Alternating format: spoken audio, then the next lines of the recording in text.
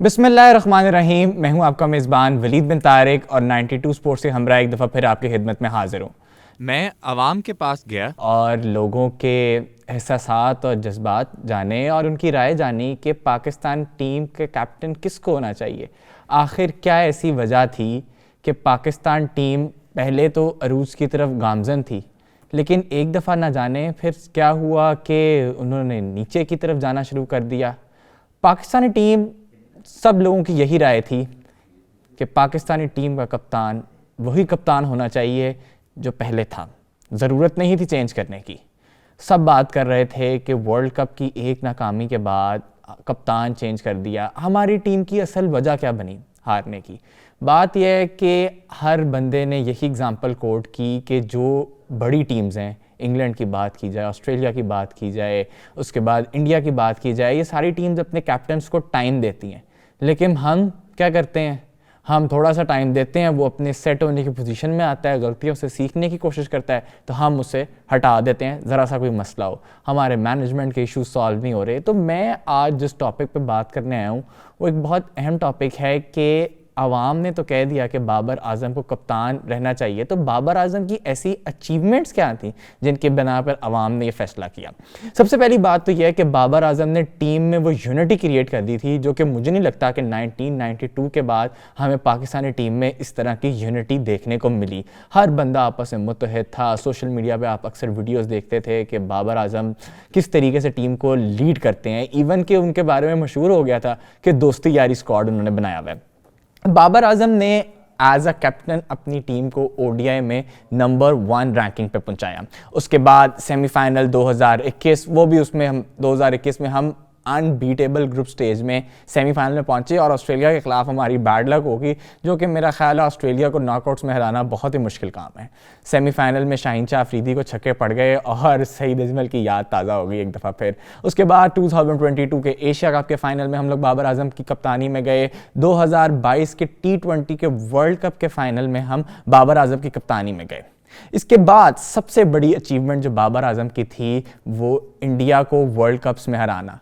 1975 से क्रिकेट का आगाज़ हुआ हुआ और आज 2023 आ गया, लेकिन आज तक कोई भी ऐसा कप्तान नहीं है जो कि इंडिया को वर्ल्ड कप में हरा सके। और बाबर आजम ने वो कारनामा सबसे पहले अंजाम दिया और सिर्फ हराया नहीं बल्कि निस्तो नाबूद किया 10 विकेटों से। 10 विकेटों से बाबर आजम 11 ने इंडियन 11 को हराया और उस वक्त इंडिया के कप्तान विराट कोहली थे।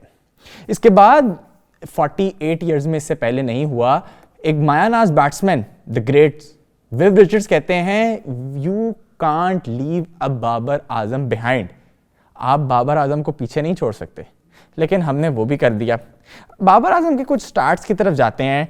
टेस्ट मैचेस में बाबर आजम ने 20 टेस्ट खेले एज अ कैप्टन, उसमें से 10 जीते, तो 50% बनी उनकी। इसके बाद ओडीआई में देखा जाए तो 43 मैचेस खेले, जिसमें से 26 मैच जीते और 16 मैच हारे और औसत बनती है 61%। इसके बाद T20s की बात की जाए तो 71 मैचेस खेले, जिसमें से 42 जीते और 23 मैच हारे और ये भी तकरीबन 60% बनती है उनके जीतने की। हमारा इतना कामयाब कप्तान चल रहा था, थोड़ी सी उसने गलतियां करनी शुरू की और टीम पीछे की तरफ आई तो हमने कप्तान ही चेंज कर दिया। सब मिलके उसके पीछे पड़ गए कि उसको हटाओ, लेकिन हमारी आवाम के दिलों में तो वो आज भी जिंदा है। बाबर आजम को उनकी इन खिदमात के बदौलत पाकिस्तान गवर्नमेंट ने सितारे इम्तियाज़ हाईएस्ट सिविल अवार्ड जो है उससे भी नवाजा। ये भी उनकी अचीवमेंट्स में से एक बहुत बड़ी अचीवमेंट थी। इसके बाद बाबर आजम इस टाइम जॉइंट मोस्ट विन्स वाले कैप्टन हैं। 42 विन्स T20 में MS धोनी के बाद सबसे ज़्यादा बाबर आजम की हैं। मतलब MS धोनी के भी 42 हैं और बाबर आजम के 42 हैं, तो मोस्ट सक्सेसफुल T20 कप्तान है। और बाबर आजम अपनी कप्तानी में बैटिंग में भी नंबर 1 थे T20 में और ODI में भी नंबर 1 थे।